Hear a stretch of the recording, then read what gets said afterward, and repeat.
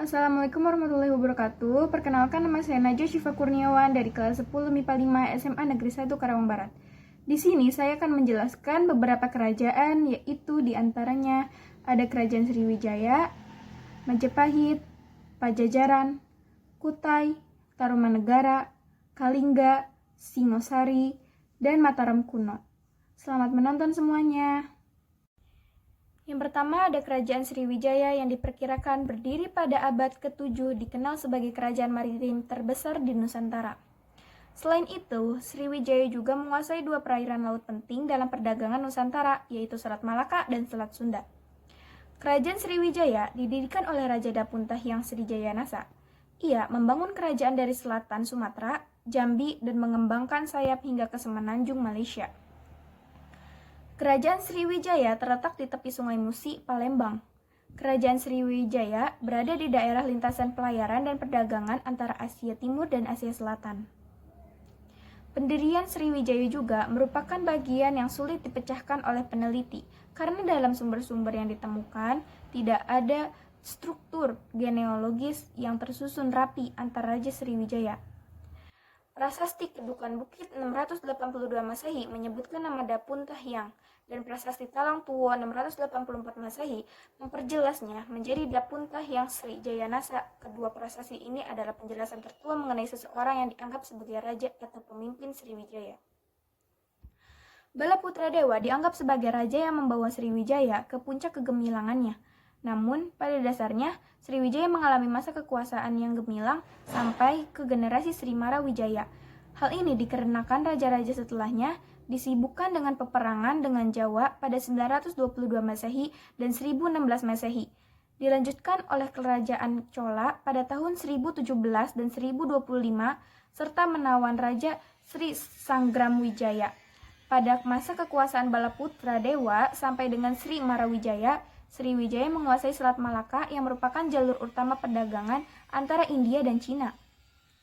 Kemunduran Sriwijaya tidak lain adalah karena 3 kali serangan kerajaan Chola, sehingga melemahkan kekuasaan di Selat Malaka. Hal ini membuat kekuatan-kekuatan lain bermunculan untuk menggantikannya. Salah satunya adalah Jambi yang pada tahun 1082 mengirimkan utusannya sendiri ke Cina.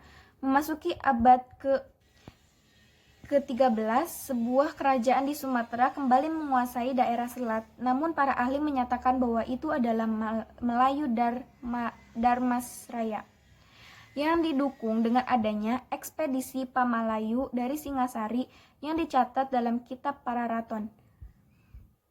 Peninggalan Kerajaan Sriwijaya. Yang pertama, ada Prasasti Kedukan Bukit 682 Masehi.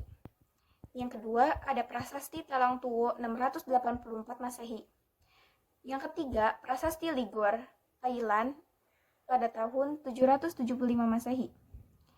Raja-raja Kerajaan Sriwijaya antara lain adalah: yang pertama ada Sri Indrawarman, yang kedua ada Raja Daranindra, yang ketiga ada Raja Samaratungga, yang keempat ada Raja Rakai Pikatan, yang kelima ada Balaputra Dewa. Yang kedua, ada Kerajaan Majapahit. Kerajaan Majapahit adalah salah satu imperium terbesar yang pernah dimiliki Indonesia pada abad ke-13. Majapahit menjadi kerajaan Hindu-Buddha terakhir yang menguasai Nusantara, menggema dengan sumpah palapanya yang melegenda. Majapahit di bawah pimpinan Gajah Mada berhasil menyatukan wilayah-wilayah di Nusantara dan mengantarkan Majapahit ke gerbang kejayaan.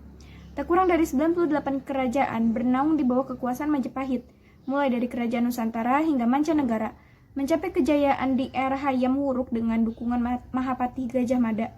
Kerajaan Majapahit mulai goyah sepeninggalnya sang raja. Kejayaan Majapahit berangsur redup setelah mengalami berbagai konflik di tengah keluarga kerajaan. Serangan kerajaan Islam Demak saat itu juga berhasil membuat Majapahit takluk hingga akhirnya runtuh pada 1478 Masehi. Hayam Wuruk disebut juga Raja Sanagara yang memerintah Majapahit pada 1350 sampai 1389.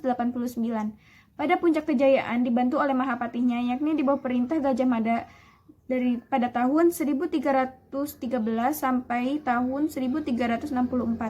Majapahit menguasai lebih banyak wilayah. Wilayah yang dikuasai mencakup seluruh Nusantara, yakni sampai seluruh Nusantara, Semenanjung Malaya, Kalimantan, dan Sulawesi. Adapun di Kepulauan Nusa Tenggara, Maluku, dan Papua, sekitar 98 kerajaan pada saat itu ada pada genggaman Majapahit. Paregreg merupakan peperangan antara Wikrawardhana dengan B. Wirabumi. Kemudian menurut prasasti-prasasti peninggalan kerajaan menyebutkan bahwa kerajaan Majapahit runtuh pada tahun 1519 Masehi pada masa Pati Unus menaklukkan Majapahit. Masa berakhir kerajaan Majapahit mengalami kemunduran sesudah Gajah Mada dan Hayam Wuruk wafat. Di antara para keluarga mulai terjadi pertentangan mengenai hak waris atas tahta kerajaan dan perebutan kekuasaan yang biasa dikenal sebagai paregreg. Ketiga, ada kerajaan Pajajaran atau kerajaan Sunda, merupakan kerajaan Hindu yang terletak di Parahyangan Sunda. Pakuan berasal dari kata Pakuan yang mengartikan sebuah kota. Di masanya, para masyarakat Asia Tenggara terbiasa menyebut sebuah kerajaan dengan nama ibu kota, dan dari beberapa catatan yang ditemukan, Kerajaan Pajajaran dibangun pada tahun 923 oleh Sri Jaya Bupati, seperti yang ada pada sebuah prasasti Sanghyang Tapak 1030 Masehi, yang berlokasi di Kampung Pangcalikan dan juga Bantar Muncang, tepi Sungai Citatih, Cibadak, Sukabumi. Di masa pemerintahan Sri Baduga Maharaja, Kerajaan Pajajaran mencapai masa kejayaannya, dan ini menjadi alasan yang sering dikatakan masyarakat Jawa Barat jika Sri Baduga atau Siliwangi merupakan seorang raja yang tidak pernah purna dan selalu hidup abadi di hati serta pikiran para masyarakat Jawa Barat.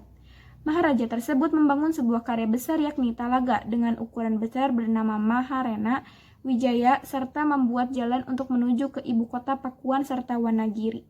Ia juga memberikan perlindungan ibu kota serta memberikan desa perdikan untuk semua pendeta beserta pengikutnya sehingga bisa menyemangati kegiatan beragama dan dijadikan penuntun kehidupan rakyat.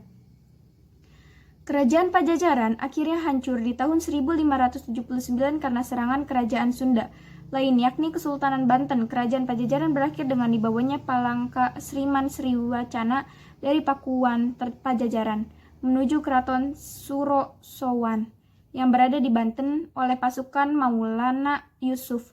Batu sebesar 200 x 160 x 20 cm dibawa ke Banten sebab tradisi politik membuat Pakuan Pajajaran tidak bisa menobatkan raja yang baru dan menjadi pertanda jika Maulana Yusuf merupakan penerus dari kerajaan Sunda yang sah sebab buyut perempuannya adalah Putri Sri Baduga Maharaja. Palangka Sriman Sriwacana ini bisa dilihat di depan bekas Keraton Surosowan di daerah Banten. Dan masyarakat Banten disebut dengan Watu Gilang yang berarti mengkilap dan memiliki arti yang sama dengan Sriman. Peninggalan kerajaan Pajajaran antara lain ada yang pertama Prasasti Cikapundung, yang kedua Prasasti Hulu Dayeuh, yang ketiga Prasasti Pasir Datar. Raja-raja kerajaan Pajajaran adalah antara lain Sri Baduga Maharaja pada tahun 1485 sampai 1521 bertatah di Pakuan. Yang kedua ada Surawisesa 1521 sampai 1535 bertahta di Pakuan. Ratu Dewata pada tahun 1535 sampai 1543 bertahta di Pakuan. Yang keempat ada Ratu Sakti 1543 sampai 1551 bertatah di Pakuan. Yang kelima ada Ratu Nilakendra pada tahun 1551 sampai 1567 pergi dari Pakuan sebab serangan Maulana Hasanuddin. Yang keenam ada Ragamula atau Prabu Surya Kencana pada tahun 1567 sampai 1579 bertahta di Pandeglang. Yang keempat ada Kerajaan Kutai. Kerajaan Kutai adalah kerajaan tertua di Indonesia, bahkan kerajaan ini adalah kerajaan Hindu-Buddha pertama di Indonesia. Kerajaan ini diperkirakan telah berdiri semenjak abad ke-5 Masehi atau kurang lebih 400 Masehi.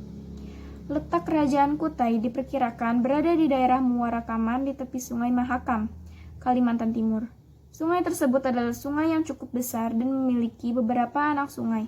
Lokasi pertemuan antar Sungai Mahakam dengan anak sungainya diperkirakan adalah letak Muarakaman di masa lampau. Kerajaan Kutai Martadipura atau Mulawarman didirikan oleh pembesar Kerajaan Champa atau Kamboja bernama Kudungga, yang selanjutnya menurunkan Raja Asmawarman, kemudian Raja Mulawarman. Pada masa kekuasaan Raja Mulawarman, Kutai mengalami zaman keemasan. Kehidupan ekonomi mengalami perkembangan yang pesat. Kejayaan ini dapat dilihat dari aktivitas ekonomi. Dalam salah satu prasasti dupa yang ditemukan, dikatakan bahwa Raja Mulawarman telah melakukan upacara selamatan emas yang sangat banyak. Kerajaan Kutai runtuh ketika Raja Kutai tewas dalam peperangan melawan calon Raja Kutai, Kartanegara ke-13, yaitu Aji Pangenan Adum Panji Mendapa. Perlu digarisbawahi bahwa Kutai Kartanegara adalah kerajaan berbeda yang berada di Kutai Lama atau Tanjung Kutai. Peninggalan kerajaan Kutai antara lain adalah yang pertama Prasasti Yupa I, yang kedua Prasasti Yupa II, yang ketiga Prasasti Yupa III. Raja-raja kerajaan Kutai adalah antara lain Maharaja Kudungga bergelar Anumerta Dewa Warman yang sebagai pendiri, Maharaja Aswarman sebagai anak Kudungga, Maharaja Mulawarman sebagai raja yang terkenal, Maharaja Marawijaya Warman, dan yang terakhir ada Maharaja Gajayana Warman. Selanjutnya yang kelima ada Kerajaan Tarumanegara. Kerajaan Tarumanegara merupakan salah satu kerajaan tertua di Indonesia setelah Kerajaan Kutai. Kerajaan ini diperkirakan berdiri pada abad 4-7 Masehi atau 358 Masehi. Berdasarkan naskah Wangsakerta, kerajaan ini didirikan oleh Jayasingawarman yang datang dari India setelah kalah berperang di sana. Tarumanegara didirikan oleh Raja Dia Raja Guru Jayasingawarman pada tahun 358 Masehi. Dalam naskah itu dikatakan pada abad ke-4 Masehi, Nusantara didatangi oleh sejumlah pengungsi dari India yang mencari perlindungan akibat terjadi peperangan besar di sana. Kerajaan Tarumanegara terletak di Jawa Barat atau Tanah Sunda di antara Sungai Citarum dan Cisadane. Para ahli membuat perkiraan tersebut berdasarkan prasasti-prasasti peninggalan Tarumanegara yang ditemukan di sekitar sana. Tarumanegara mencapai puncak kejayaannya ketika di bawah pimpinan Purnawarman. Pada masa kepemerintahan Purnawarman, kekuasaan Tarumanegara diperluas dengan menaklukkan berbagai kerajaan-kerajaan yang berada di sekitarnya. Ditemukan pula dalam prasasti Kota Kapur peninggalan Sriwijaya bahwa mereka telah menundukkan bumi Jawa yang sebelumnya tidak mau tunduk. Kala itu, di Pulau Jawa tidak ada kerajaan lain selain Tarumanegara, maka kemungkinan besar yang diserang dan ditaklukkan itu adalah Tarumanegara. Selain itu, kenyataan juga menunjukkan bahwa sekitar akhir abad ke-7 Masehi, sejarah Jawa menjadi kabur atau sulit untuk dicari. Baru pada tahun 732 Masehi, abad ke-8, muncul prasasti dari Raja Sanjaya yang dikenal Prasasti Canggal pada tahun 732 Masehi. Ditemukan di kaki gunung Wukir, Kedu Selatan, Jawa Tengah. Pada akhirnya, penyebab keruntuhan kerajaan ini belum dapat dipastikan dan hanya dapat mengacu pada dua sumber berbeda, yakni yang pertama kerajaan ini ditaklukkan oleh Sriwijaya, yang kedua kerajaan ini mengalami integrasi lewat diplomasi atau dinikahinya putri Tarumanegara oleh pendiri Sriwijaya dengan Sriwijaya dan berubah menjadi kerajaan Sunda. Peninggalan kerajaan Tarumanegara antara lain adalah yang pertama Prasasti Ciareuten, yang kedua Prasasti Jambu atau Kolayangkak, yang ketiga Situs Pasir Angin. Raja-raja kerajaan Tarumanegara antara lain adalah yang pertama Yasingawarman pada tahun 358 sampai 382 Masehi, dan Dharmaya Warman pada tahun 382 sampai 395 Masehi. Yang ketiga ada Purnawarman pada tahun 395 sampai 434 Masehi. Yang keenam adalah Kerajaan Kalingga atau Keling. Kerajaan Kalingga atau Keling adalah kerajaan di Jawa bagian tengah yang sempat dipimpin oleh seorang wanita yaitu Ratu Sima.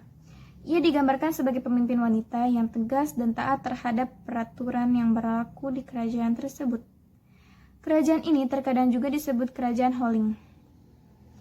Lokasi Kerajaan Kalingga diperkirakan terletak di Jawa bagian tengah meskipun belum dapat dipastikan, tapi kebanyakan peneliti dan sejarawan menyepakatinya. Diperkirakan bahwa sebagai raja pertama, Prabu Wasumutri adalah pendiri Kerajaan Kalingga. Namun, lagi-lagi catatan sejarah mengenai kerajaan ini langka dan tidak jelas. Belum dapat benar-benar diketahui apakah Wasumutri adalah pendirinya atau bukan. Masa kejayaan Kerajaan Kalingga terjadi kala dipimpin oleh Ratu Sima sejak 674 hingga 732 Masehi. Kejujuran dan keadilan sangat dijunjung tinggi. Penerapan juga sangat tegas dan tidak pandang bulu. Misalnya pemerintah akan memotong tangan siapa saja jika memang telah terbukti mencuri. Kerajaan Kalingga kemungkinan diruntuhkan oleh Kerajaan Sriwijaya. Serangan Sriwijaya memaksa pemerintahan Kalingga untuk mundur hingga pedalaman Jawa bagian tengah atau bahkan Jawa bagian timur pada sekitar tahun 742 sampai 755 Masehi. Peninggalan Kerajaan Kalingga antara lain adalah yang pertama Prasasti Tukmas, yang kedua Candi Angin, yang ketiga Arca Batara Guru. Raja Kerajaan Kalingga yang pertama ada Prabu Wasumurti pada tahun 594 sampai 605 Masehi. Yang kedua Prabu Wasugeni pada tahun 605 sampai 632 Masehi. Yang ketiga Prabu Wasudewa pada tahun 632 sampai 652 Masehi. Yang keempat ada Prabu Wasukawi pada tahun 652 Masehi. Yang kelima ada Prabu Kiratasinga pada tahun 632 sampai 648 Masehi. Yang keenam ada Prabu Kartikeya Singa pada tahun 648 sampai 674 Masehi. Dan yang terakhir ada Ratu Shima pada tahun 674 sampai 695 Masehi. 7 ada Kerajaan Singasari. Kerajaan Singasari adalah salah satu kerajaan Hindu yang tumbuh di Jawa bagian timur. Singasari berdiri menggantikan Kediri ketika Sri Rangga Rajasa atau Ken Arok menyerbu Daha dan mengalahkan Kertajaya. Kerajaan ini tumbuh menjadi imperium yang kuat dan memperluas Cakrawala Mandala sampai dengan Melayu, Tumasik, dan Pahang. Kerajaan Singasari terletak di Jawa Timur, berpusat di Kutaraja atau Tumapel. Tumapel adalah kerajaan daerah milik Ken Arok yang didapatkannya setelah mengalahkan Akuwu Tunggul Ametung. Setelah mengalahkan Kertajaya di Ganter, ia memasukkan wilayah Kadiri sebagai bagian dari kerajaan Tumapel atau Singasari. Pendiri kerajaan ini tidak lain adalah Ken Arok, menggunakan nama penobatan Sri Rangga Rajasa. Ia memulai adanya Wangsa Rajasa yang berkuasa tidak hanya di Singasari, namun sampai dengan akhir masa keemasan kerajaan Majapahit. Kerajaan Singasari mencapai puncak kejayaan ketika dipimpin oleh Raja Kertanegara 1268 sampai 1292 yang bergelar Maharadi Raja Kertanegara Wikrama Darmotunggadewa. Lokasi kerajaan ini diperkirakan berada di daerah Singosari, Kabupaten Malang, Provinsi Jawa Timur. Kerajaan Singasari runtuh akibat serangan Jayakatwang, keturunan Raja Kadiri Kertajaya yang menguasai Gelang-Gelang. Pada tahun 1292, ketika Kartanegara sibuk memperluas pengaruhnya ke seluruh Dwipantara untuk menyaingi pengaruh dinasti Yuan, kondisi dalam negeri melemah dan Jayakatwang memanfaatkan itu dan menyerbu Singasari serta membunuh Kertanegara. Jayakatwang dinobatkan diri sebagai penguasa Kadiri, meneruskan Kertajaya dan mengakhiri kekuasaan Singasari. Meskipun Wangsa Rajasa akan merebut kekuasaan kembali melalui Raden Wijaya, namun bukan atas nama kerajaan Singasari. Peninggalan kerajaan Singasari antara lain adalah yang pertama Candi Jawi, yang kedua Candi Singosari, yang ketiga Candi Kidal, yang keempat Candi Jago. Raja-raja kerajaan Singasari antara lain adalah yang pertama Ken Arok pada tahun 1222 sampai 1247 Masehi. Yang kedua ada Anusapati pada tahun 1247 sampai 1248 Masehi. Yang ketiga ada Tohjaya pada tahun 1248 Masehi.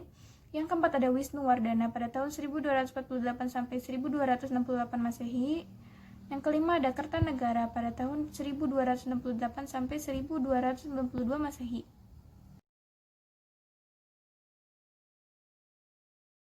Yang kedelapan atau yang terakhir ada Kerajaan Mataram Kuno. Mataram kuno diperkirakan berdiri pada abad ke-8 di Jawa bagian tengah. Kerajaan ini sempat dipimpin oleh dua dinasti, artinya terdapat dua wangsa atau keluarga turun-temurun yang memimpinnya secara bersamaan.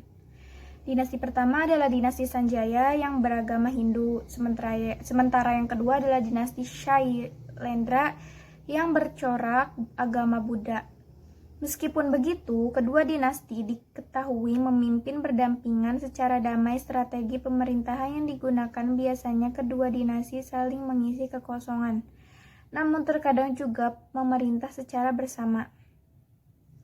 Lokasi kerajaan Mataram kuno diperkirakan berdiri di sekitar Madang dan terletak di Poh Pitu. Hal tersebut diambil dari sumber sejarah yang berisi mengenai letak kerajaan Mataram kuno. Namun letak Poh Pitu sendiri sampai sekarang belum jelas di mana lokasinya. Kerajaan ini juga sempat mengalami masa kejayaan di bawah kekuasaan raja terbesar lainnya, yakni Raja Balitung. Ia memerintah pada tahun 898 sampai 911 Masehi dengan gelar Sri Maharaja Rakai Wafukura Dyah Balitung Sri Darmadya Mahasambu. Meletusnya Gunung Merapi yang menyebabkan candi-candi tersebut rusak karena lahar letusan gunung tersebut hampir menimbun seluruh bangunan candi. Pada tahun 927 sampai 929 Masehi, terjadi krisis politik sehingga menimbulkan runtuhnya kerajaan Mataram kuno. Karena pertimbangan ekonomi, letak kerajaan Mataram berpindah karena di daerah Jawa Tengah yang kurang subur, kemudian dipindahkan ke Jawa Timur yang memiliki kesuburan serta menjadi jalur strategis untuk perdagangan. Peninggalan kerajaan Mataram kuno antara lain adalah yang pertama Prasasti Sojomerto pada abad ke-7, yang kedua Candi Gatotkaca, yang ketiga Candi Mendut. Raja-rajaan kerajaan Mataram kuno antara lain adalah yang pertama Sanjaya, pendiri pada tahun 732 Masehi sampai 760 Masehi. Yang kedua ada Rakai Panangkaran pada awal berkuasanya Wangsa Shailendra tahun 760 sampai 780 Masehi. Yang ketiga Rakai Panunggalan alias Dharanindra pada tahun 780 sampai 800 Masehi. Rakai Warak alias Samaragrawira pada tahun 800 sampai 820 Masehi. Yang kelima Rakai Garung alias Samaratungga pada tahun 820 sampai 840 Masehi. Sekian penjelasan dari saya. Mohon maaf bila ada kesalahan. Terima kasih karena telah menonton. Wassalamualaikum warahmatullahi wabarakatuh.